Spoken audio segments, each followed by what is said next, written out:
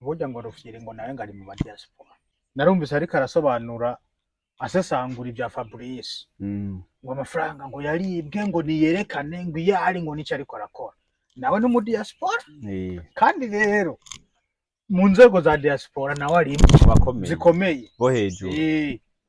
Natwe niba twereka yatojwe muri diaspora iyari. Ari hihi. Kandi ngibyo byose ugasanga biraba muri diaspora Chimamanda naca bivuga. Ntavuga. Ariko hari iwacu bakora akantu akaca duka. Hoyo vugiye n'aba diaspora.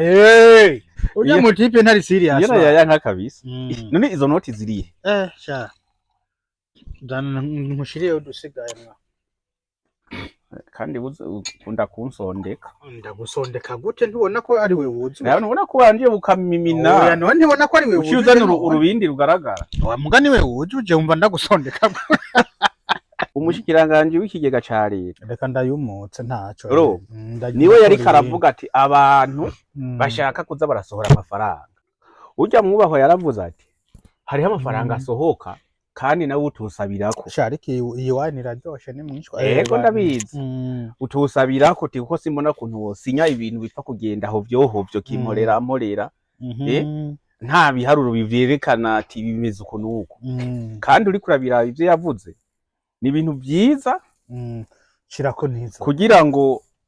zishira ku ruhande nazo zibe ziraronka karira kugira ngo intuzenya umuntu wese ambamenye ati amafaranga yasohotse yagiye hehe uko niko bigirana sivyo ariko nabonye none ko ari wagatoye nkagufatira ntushireho yego basize urampa nje nshireko nundiri moroso abona ndiko ndahekenya. Oya none ntubona ko ari undiri imoroso none. Ariko se ariko izi nyama zose zuzuye umpa kuja kurya imoroso yiwanje. None wewe nimba ari moroso uri kurarizwa n'iki kandi mba urayuzu. Ndatori yindi. Hari kibazo. Sawa. Ariko se kabarundi oya nta by'abarundi undiri imoroso urumva ni gwanje. Kugira ngo ushikire ibindi warufise n'impaka ndakubaza. Nose umva. Nturire kandi bona intuzi ibintu bikihaye. Oya reka bana ndiri moroso urana kuna ndiri. Urumva wewe nkani hariko zingahe kugira ngo none kamwe gusa rara bino ibi ni byiza byose biraha imbere yawe. Yego je ndazibona nturire amaso byose ndazana n'ibindi. None uza kujya umuntu uze ntubona ko ndiri moroso zari zitanu. Jewe nkora mu kigega ahubwo ngiye nshingira ico nibuka umushikiranganje w'ikigega ca leta. Reka ndayumutse ntaco. Niwe yari karavuga ati abantu bashaka kuza barasohora amafaranga. Rero ntobe nkabajya bavuga ngo cyo vy'akamoroso ngo iki ibintu nje ndabibona. Rero njubisubiyemo ujya mwubaho yaravuze ati hariho amafaranga asohoka kandi nawe utusabirako. Shariki iyiwani raryoshe ni mwishwa. Yego ndabizi. Utusabirako ti kuko simbona kuntu wosinya ibintu bipfa kugenda aho vyohovyo kimorera amorera. Nta biharuro bivyerekana ati bimeze uko nuko. Kandi uri kurabira ivyo yavuze. Ni ibintu byiza shirako neza kugira ngo zishira ku ruhande nazo zibe ziraronka karira kugira ngo intuzenya umuntu wese ambamenye ati amafaranga yasohotse yagiye hehe uko niko bigirana sivyo ariko nabonye none ko ari wagatoye nkagufatira ntushireho. Yego basize urampa nje nshireko. Nabonye menga hariho abatanguye kumwumva nkuko yavuze ibitari byo kandi ivyo yavuze ari byo kuko dukeneye abantu nk'abajya bamenya ati ikigega cy'igihugu ni ikigega cy'igihugu ni cy'abene gihugu. Ega ibyo onani urabona uri mwene wacu warantanze kubona izuba kandi ugiye gukurikirana ukuntu urabona haje wacu turafise ibintu bikwiye muga ntidufise ababijera. Rero icyo kibazo haje umuntu akatangura kubigera baca bamubona ko ari mubi. No bijya burya nibyo nubize muri politiki. Ega ne politiki kandi urazi kwisi yose ibintu by'amarobingi bibaho, ibintu byo kurobinga, ibintu by'ama corruption biba. None ne tuvuge nibizogutera tuvuge rero areke kubikurikirana. Oya niyo mpamvu amategeko ashingwa. Raba nk'uburi kurajya amavuta ngaho wanyoye nk'agacupa kamwe canke tubiri bagusize ku ruhande urazikisha gikurikira harabaho consequence. Urinda ko wasizemo tubiri urinze ujya amavuta urumva kuba warenze. baca bagukorerako consequences zitegerezwa kubaho rero uri kurabiraba cyo sanga tuzokwama muri bya bindi kuko bajya abantu batuma bavuga bamwe ngo ibyo bagize ngo sibyo tukwiye kubanza kumenya bo bagize iki akantu ntambe hiriho sibyo bishije mu kintu atambe tukwiye kubanza kumenya ati bo bariko barakora iki no kubikora si bibi urabona ujya mushikiranganje umenye ko ava mu Kamenge yego singombye kuvuga ayandi makaritiye ko atakigenda mugabo umenye ko ava mu Kamenge kwa Adolphe ijya ni city bakwiye kuyita city ya Adolphe nibo bantu bonyene bashobora kuvuga ukuri kandi barinda nibo bantu bonyene barashira inda zabo imbere niyo mpamvu rero ko umushikiranganje Dr Ntuzenya Ale yarabijya byose Ndikumana yarabivuze bijya urumva bavuga ati je ndazo ko nakuze abandeze ndabazi ndashishura uwo rifata sawa uwo ridafata yego uno munsi ni wari kuri peak ni wavugwa urumva sumu influencer sumu musicien sumu urumva numu vision ariko uraba ngene yashuhije igisagara internet ni wari karavugwa muri umwe bisigura ko ibyo yavuze byose ari ukuri mpaka kamorozo kandi nukura habona kuko burya namutamanye n'icyo burya mu kugira ngo arabe ati reka nshire huyu burya nawe yari yamubonye inyamira ryoshe kumbe reka numve so wawe kandi hajya bamugwanye bareka tuza twabonye ntaje twamaze abantu igisi yose yamaze kubibona rero isi yose yamaze kubibona urabona rero hariho by'abantu bagwananya hariho mbe wa mugabo wundi ngajijwe ngo kugwanya intuze ngo bamwita ngo iki kugwanya ibiturire yigenga canke wa leta oya ngo no wigenga so yigenga ntuzenya niba hariho rufyi oya ni rufyiri hariho uwo bita rufyiri hakabaho ni kuvuga abantu bari muri societe civile hari rufyiri hakabaho pacifique hakabaho uwo bita ntuzenya buze pacifique ucumenga buze Chimamanda rekana niyo ntuze Faustin Ndikumana okay gusa nabonye umwe hari uwatatse Fabrice nawe uyu ni rufyiri niwe yamwatatse mbe hajya ngo byari kuvyerekanye n'intuzeye ngo visoko ariko agomba kubesha abantu ngo amafaranga ngo batanze ngo y'isoko ngo ntizubako isoko yarariwe amafaranga jewe sinumva ko yariwe kuko kujya babisize muri irya banki zikabikora irya soko iba yarubatswe ariko kubera abarundi tutaramenyera kugira mu investinga mu bintu nkabijya nta mafaranga bashirayo kugira investment ntibashobora kuvyumva neza ngo reka dushiremo amafaranga numva turacyari muri kagati ngo nshire ngo baburye ngujya ngo muramuzi nivyo byabiteye naho ubundi amafaranga mu gihugu barayafise kandi ikindi yo umenya rega nani urabona burya urashobora umuntu kuba hari ukuntu wari umunsi mugabo akavyuka ari undi muntu mushasha neza cyane wewe rero ubwenge bwawe ubuguma muri ya image yiwe ya kera kumbe yahinduye umukenyo nico mpamvu bijya bizokubakwa uko na Mutama se barundi yarabivuze ati ubona litigiye kuzoshishiramwe akabaraga tuyubake kubera iki se kubera byarabonetse yuko reka nzani bakurije menga zahiye nta kibazo duhuza turabe kubera iki ko menga harije reka nongeremwe akuka kubera iki se kubera yabonye ati aba bantu nta kintu ntibizokwigera byubakwa bivanye nuko baguma bafize ka gatima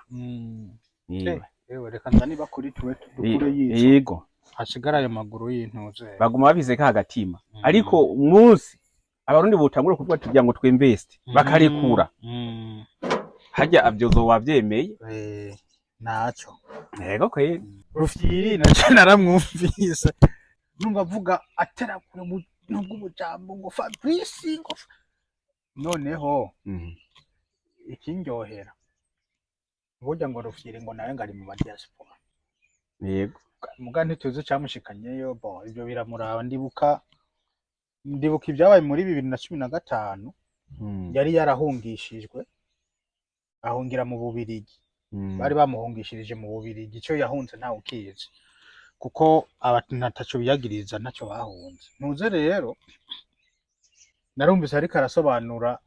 asesangura ibya Fabrice ngo amafaranga ngo yaribwe ngo niyerekane ngo iyari ngo nico ariko arakora, nawe no mu diaspora kandi rero mu nzego za diaspora nawe ari zikomeye bo hejuru kandi ukaba wibuka mu mwaka uheze mbe hari muri uyu mwaka ntihari muri uyu mwaka uheze erega turi muri twe nisigi ntuzenya na sommet de la diaspora ntiyabaye uyu mwaka yego turi muri twe nisigi subu banzugira akantu Reka genda cyaharura kumenga ni muri 2025 kumbe umunsi ni tariki imwe yo mu kwa mbere ni mu kwa mbere wowe uratwahagaze ngaho ukaza kari ubusa he banzugira akantu kubweye bakamara bazaraka byakomeza rero kandi menga mu kwindwi mu kumunane kuyo mwaka uheze yego niho bagiye baragira muri asomero ariko wemenga ntiyarimwo ariko mu nzego zikomeye arimwo asanzwe arimwo kandi baratoje amafaranga menshi uraza video bakoze za South Africa hose kukuguru niko ariko urebye uyu munsi nabo nyene bubabaza sivyo bavuze yuko barimo baregeranya uburyo ngo bubake inzu z'akarorero apana ntizari inzu yari ari hoteli ntumba cyo kwitiriwe yego niyo nzu nyene kuko yari kuba ari inzu yari kuba ari inyubako ndazano yari kuba ari inyubako sivyo ariko gushika uno munsi tubanje gusubira hahandi waruvuze muri yaje amezi hariho icyantangaje kuberanya n'icubera ko yarari ngo murara yabangu uko bimeze ngo hari ukuntu ibintu byatugoye ngo ariko ntimutubaze ngo tubereke ngo muri konti ngikiriye oya jewe ikintu no kubwira ngomba gusa kukajya kantu Rufyiri yagiye avuga akritika ntuzenya Fabrice nazo zishaho yazireke zatu ntuje ko tugiteramo yego ntari abaza ntuze ngo amafaranga ari ngo arihe none ayo yatojwe muri diaspora ari hehe nayo nyene azatuma uyu mwaka no za South Africa za USA nantuze Australia za Australia hose ari he nanewe ayo mafaranga ari hehe iyo nyubakwa irihe nta na kimwe none hariho tuvuze byo kwa Fabrice byo urumva ko byagiye no mu ikonti fulani bikubikana tibizwa hanana n'umushiranganje yabivuze mu nama nkenguza amateka ati natwebwe twarasizemo amafaranga prido 14 miliyari francs cyawumva rero kandi nabo yacavuga yuko bafise prido 5 miliyari n'amadolari agera muri 500,000 cyawumva none abo bandi nabo arihe n'umushikiranganje arabizi ariko babwiye president ngo ntuje kureba kanentorera imoro basoje umwana wawe none bobo ayo begeranije anganiki hamari he yoha kubera ivyo bintu uvuga ngo diaspora ngo gira akantu ntibyari bibi mugabo bakagira ico berekanye ikirimo kirakogwa niki urumva rero bari bakuru nabo gutwereka ayo begeranije aho yagiye hari ahantu bavuze ko bamaze kwegeranya ama 300 miliyo hariho n'ahandi bavuze ko bamaze kwegeranya prido de 2 miliyari sibyo wewe warabyumviriye ngo muri Kenya abakenya bari bagize akantu baratanga none ari hehe ninde yavise ariko arakori ibaze Rufyiri ariko aravuga ko Fabrice yari amafaranga natwe niba twereka yatojwe muri diaspora iyari ari hehe arekana nabajya abantu bamwe kandi ngibyo byose ugasanga biraba muri diaspora kimamada naca bivuga ntavuga ariko hari iwacu bakora akantu akaca duka hoyo vugiye n'aba diaspora mugabo gatinga ibyo hajya hakuri burya yabifise impamvu nkeka ntawo bimenya umuntu aheruka kumbwira aba diaspora kimamada ntabemera oya burya urumva ico bisobanura bifise insobanuro yabyo we bagwanya leta y'Igitega kandi no ngaha siga bari ngaha bariko barya amafaranga batanakoreye ara y'abantu bica abafise abantu abakorera urumva ico gihe ibibaye hariya byose bibazwa nde leta y'Igitega ko leta y'Igitega rero ico gihe hagiye yeba ko afise uwo umuhemba akamubwira ati biba byose vyahariya uzura bwa kari cyuka ivyo afise abamuhemba je ndibaza ngo yarahembwa nyine birashoboka kuko iyo muri diaspora aba yarabivuze nimba atabise umuntu amuhemba ariko yigeze kuzana Samuel arabimubaza live none umbona hari ibintu yamubajije bikomeye wabonye hari ibintu bikomeye yamubajije wigeze ubona wewe ariko yaramuza kuri ntuza kuri Facebook bijya nibisanzwe nawe wo muzana kandi yega Samuel n'umuntu mutoye ntaza guti ntuze umutinye n'umuntu muto cyane Samuel umuhamagaye nawe ushaka kumaza ibya diaspora kuko nimba niba biserukira ntiyoreka kukwitaba uretse nuko bikuserukira ujya n'umuntu muto gose yego ndabyumva kuko nawe utanguye kwiyumvira ujya ubona hari cyo yontwara je ahubwo arindiriye agasho mwishwa navyo zo bari kumwe arindiriye agasho ni mama none amafaranga y'abandi ari natanga amafaranga y'abandi ujya mu tipe ntari serious yaya nka kabisa none izo noti ziriye sha dan nkushiriye udusigaye mwa kandi ukunda kunsondeka ndagusondeka gute ntubona ko ari we wuzi nawe ubona ko wanje bukamimina oya none ntibona ko ari we wuzi ucyuzana urubindi rugaragara wa mugani we wuzi uje umva ndagusondeka sha we nawe wapimishwa shebwo ntumoreye ko muri uyu mwaka mushasha rero ndarutaye aha oya yarushire mu nzu cyangwe ubwo rute ntari rute hariho ibindi nabonye amakuru ya muzehe safi sha muzehe safi genda maze mese umengana ariko ejo arafise ikiganiro nzogikurikirana cyose zibiri zo kwa mbere arafise press nzogikurikirana cyose je nabonye ku rubuga bamaze kubishira nzoba ariho ndi we muzehe safi uramuzi nawazi we ntawuzi tugenda we ntawuzi waruzizigije ndumwemvite special ukebwo nta kibazo we Mr Safi we ntamuzi muzehe safi ni muzehe safi noze kujya bari my brother big brother aho uratanguye nakubwiye ati ninde kwa nakubwiye ati uyu mwaka uje nabi wewe na reverewe muri muravukana wewe big brother muzehe safi muzehe safi ikiganiro ciwe cyose nzogikurikirana cyose oya ahubwo ngira ngo sinzi ko byagenze ngo baravuka enda tora baravukana durubere wantu ubona bavukana koko bavukana ryari ntiyamenye uwo ari we nawe yamenye cyangwa ngira ngo yagombye kuvuga Mr Nice nkeka ari Mr Nice yomba avugana Mr Nice nyene cyangwa ntuze Mr Buryohe nkeka ari Buryohe nyene Mr Buryohe uramuzi Buryohe ni nkeka ari bo bavukana niwe bavukana nago bavukana hapana nuze ariko inyamumengira ashushe na muzehe safi hapana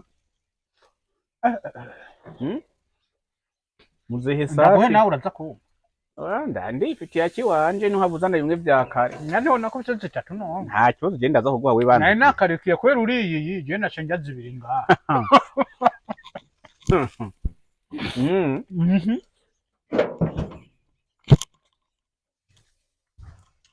naje shirira ngaha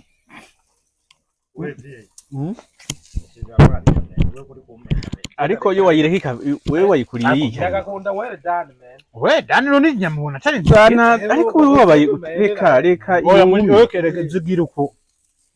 zigire gutya ziye itafisa mero oya reka ndakugirire ni ndaba barundi niko bameze umukora inkonda bwaca akagucira kw'amate uko kuzimu shira ntusubire gukora wewe nyine gihaza kwimbira mu biramuraba ni sawa aha mfise yimwe ngaha araza kuza agira intuze hajya mfise yimwe hajya reka mbanze mu kiganiro kizobasangaye saa tatu zo mu gitondo ngashaka gikore saa tatu umwanya wose nzoronkira akanya nzokiraba ntabwo ushobora kukiraba live nta bantu bagira live dufise hajya ariko se yagateke yo yabaye gute cyangwa nayo nyine n'icyuka sicuka mu bindi iyo yagateke ikwiye kuba yoza irakora ibintu biri live urumva kandi nimba bakeneye amarobi kandi bafise amafaranga ibintu byose ni robi bagapfuma bitura abantu nk'aba vewiti n'abandi gutyo twese turahari tugakubita nk'amarobi ku buryo na perezida ageze ahantu bamufise live bijya nta na robi bigize bisaba ntabwo no kwitegura neza akagura amakamera akomeye uri star iki yantunzenya kwiri iri muntu uza mu Burundi yantunzenya yamuzehe mask irani mask iriyo ufise star link ashaka guconnectinga n'intuza na kamera ufise itora direct ubwo rero urumva ukabibona live byo iyo robi nyene nkeka ariyo badafise yo kugira ngo batunganye ivyo bintu na robi kandi nokenewe yo kugura izo kamera ubwo ntabwo babifise maze bivugisha ukuri babitubwire waraje amahiganwa yantuze ari amahiganwa agativi kare hano kitwa ngo irebe kakoresha ngo ko mu influencer wa mbere baza guha mu DJ so wawe mu influencer wa mbere mu Burundi baza kwera mu DJ we nawe tutanazi ngo yitwa ntuze mbe yitwa nde DJ David David no Dev nta numwe Zenobizi ngo ni Zenobizi wari bwamwumva niwe mu influencer wa mbere we ngo influencer number 1 ubwo iyo ni robi asiga abantu uze asiga basimbize asiga simbize wasemavumba asiga simbize wasemavumba asiga ntuzenya Izidori yego uramuzi okay kandi Izidori ntanuze yaramwemeye General Rupfu Shavere yaramwemeye baca bihera uwo ntuze ngo baza guhanga umuntu mu DJ akora haji ntuze DJ Free Byte ugashira n'uyo twumva ngo ni DJ David nimba ari David nimba ari Zenobizi ntumbaze nawe nzi uko kuzimu bo bashira hamwe nkeka ari robi ndamahiganwa ngo yarayi wabo ubwo yarayo bari bamaze kwivugira ujya mu tipe hari cyo bapfana n'uwateguye amahiganwa kumbe nta ni robi yabaye nta robi yigeze iba nika kavuye muri nyina kaja mu mwana yego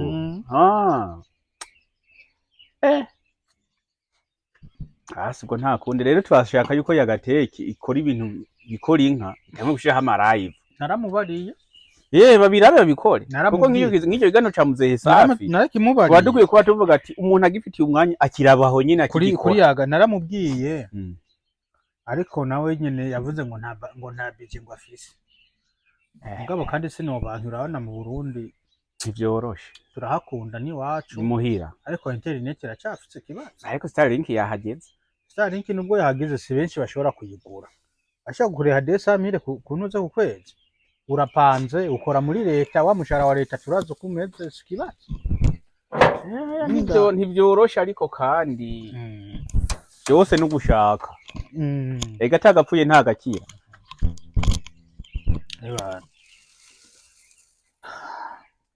tagapfuye nta gakira ndakurahiye gusa uko kuguru kw'intuzi neza kwahiye oya ntugira amarara ariko baradusondetse uno kuguru gukwiye oya no duhimbo himbo baradusondetse bana nuko nyene umuntu yamwe arabigira kugira ngo umunsi wa bonane ugende neza umuntu ari kubabaza neza ubu n'ubugegene bagize nubona ko ari ukuguru kw'intuze kw'intama ntago ari ukuguru kungana gutya hana baradusondetse duce aha baradusondetse ariko rero ariko nta kundi reka ndashire ngaha hasi shira hasi kugira ngo bitore ko byohera reka ndashira hasi uco ufundikira impunzi mbabura ngende ariko ruhando naha yari uco ufundikira imbabura imbeho iratanguye kuza tuve ngaha